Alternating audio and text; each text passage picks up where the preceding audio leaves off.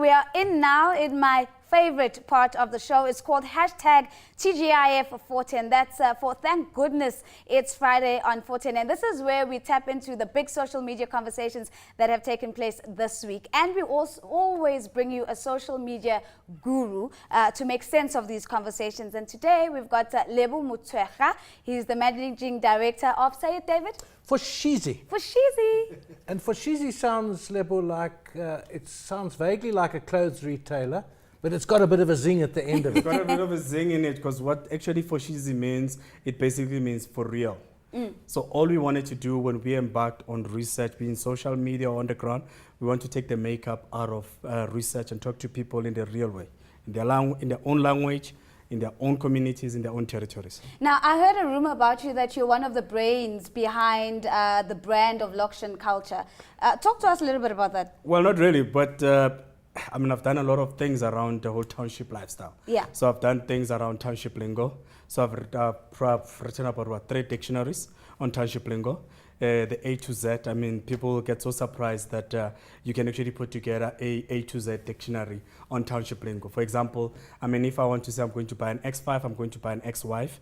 If I'm driving a 330, I'm driving a 3:30. You know, BMW a is... 330 BMW. Oh, right, BMW. You know what I mean? I mean, GTI is called Get Tembelike Inside. Oh, no. Are you serious? Yeah, so so our business basically has done a lot of stuff in terms of township popular culture. You know, we help a lot of brands in terms of trying to communicate with the township market, be it in the suburbs or any other thing of that nature. As long as it's black, we go and find it. Singa, are you aware of these dictionaries? Well, yeah, I do hear some of them, you know, in Bryce or somewhere social, you know. Singer's too proper. The singer doesn't do that kind of Yeah, thing. look, I mean, yeah, I do mingle guys, so, you know, I do know some of you, like, I think a steady girlfriend is a 560. Yes, I even know correct that. me if I'm wrong. Erecta, right hand later. And then the other girlfriend is called Makwapeni, meaning a roll-on. She's a hidden one. I've heard that one. Yes. I don't know where to Just go a from here. roll-on. Just a yeah, roll she's on. a roll-on. Just keep it right here. You know, like right now, remember they used to call the women, older women who date young guys, used to be called Ben 10. The younger guys used to be called Ben 10. Yeah, used to be called Ben 10. Yeah. Because no, the cartoon, you know. Yeah. So now, basically, they're called Happy Meal. Oh, the McDonald's. Yeah, boo. So now, how does this tap into social media? Because you wrote the dictionary, I mean, but you make it part of the social media communication. Yeah, well, the nice thing about it, especially when you come now to issues of social media, look at yesterday, the past 3 days, the whole Ask Musima Imani anything. And then people started saying, oh, Black Twitter has got out of hand. But people are asking questions like, why is it that all the retail, the ladies who work at retail, when they say hi to black people, they say, e plastic. Yes. You know, so we can relate to those things, that we tend to use certain words in a wrong context. I mean, black people use things like Harman staped ripples on their kids. I mean, those stape Lennon products. When you go on top of those ones there, it says no under 12, but we're actually using it on babies, and it's for chasing bad spirits and all sorts of other things. So there's all sorts of things that when you go to social media, that black people tend to now, like when they go Black Twitter, and I think the Ask My Mind one was a very good one, in that, I mean, there was a one that said, ask my money anything, and then Let's bring some of those up, because we do have a board that has a couple of them on.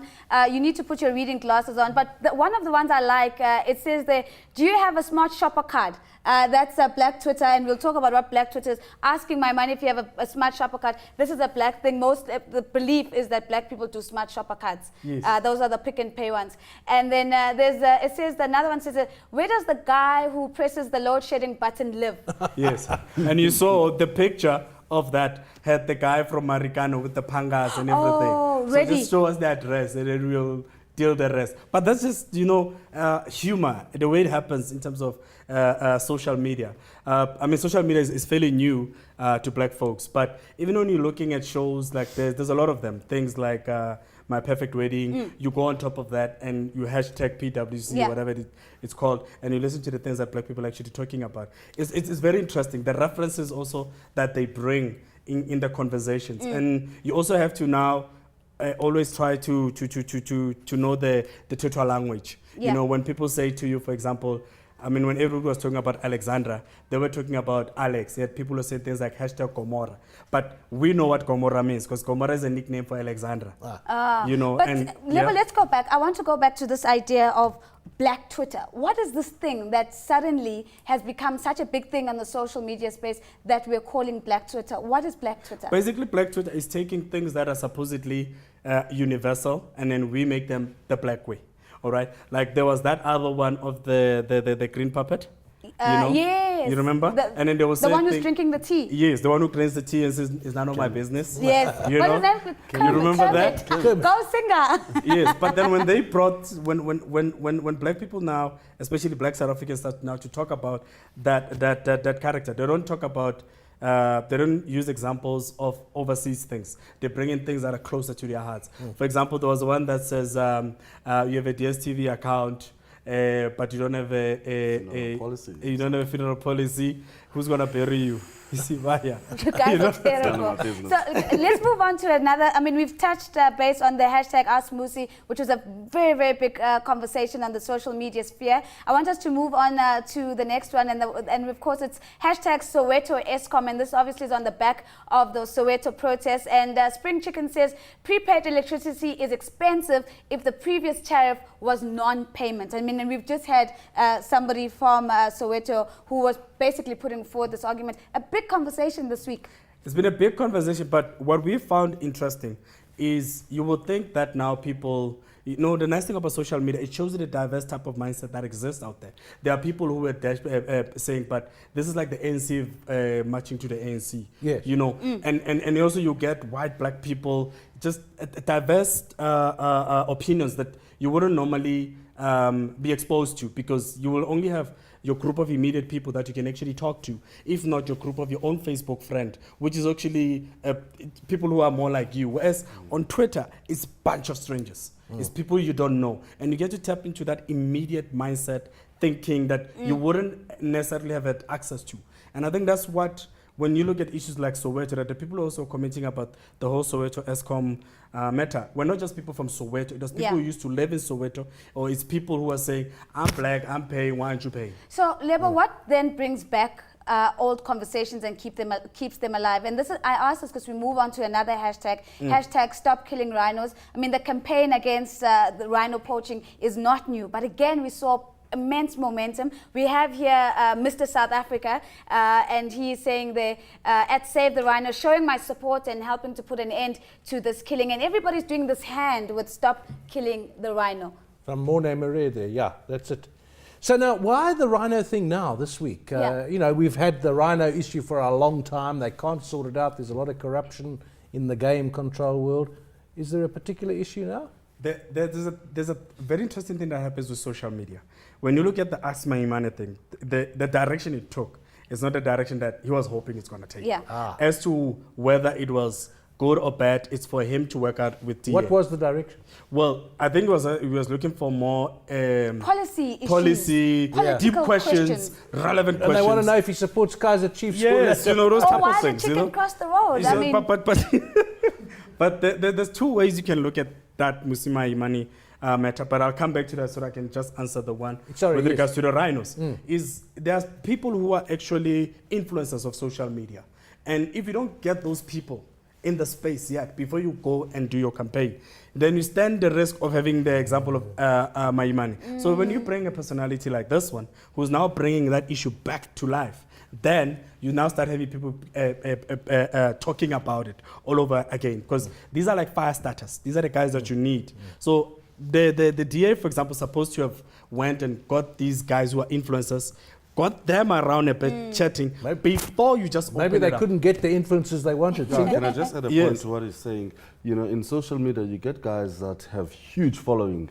You know, they rim a lot of influence into the platform. Therefore, if you get those guys on your side, then you're definitely going to steer your campaign in the direction in the right direction. A final conversation that actually broke more around today. The hashtag was hashtag Karo. You remember that Karo was in the social media space the last time around the racial segregation. So here's a tweet that came from the South African government, and it confirms saying that MEC Lesufi condemns racial segregation in schools. he will review the license of hashtag Karo School. So a big one here, which actually suggests that Karo's gone ahead with the segregation and now their licenses are for review. Yes, again, in the olden days, you were relying on the newspaper to cover it tomorrow, and then you only have that window. Now it's live, it's immediate. People can engage, have a conversation about it, and that's a nice thing. I think that the hashtag language has brought in terms of us having to now. Anyone can actually have a comment. Anyone can have a say. If a journalist is doing their research, they can now consider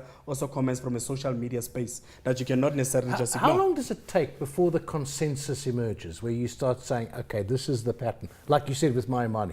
This is the pattern. An hour, 2 hours, a day? It's quicker. I mean, you don't even in 30 minutes it's enough, because all that it took was just a few people starting to. The immediate comments were not about what he was looking for. You're right. It was about other things, and therefore immediately the trend. People, even those who basically, it's all about. We are all influencing each other in terms of social media. Well, that's a very big thank you to Lebo Muteja. He's the managing director of Fushizi. I love that name, Fushizi.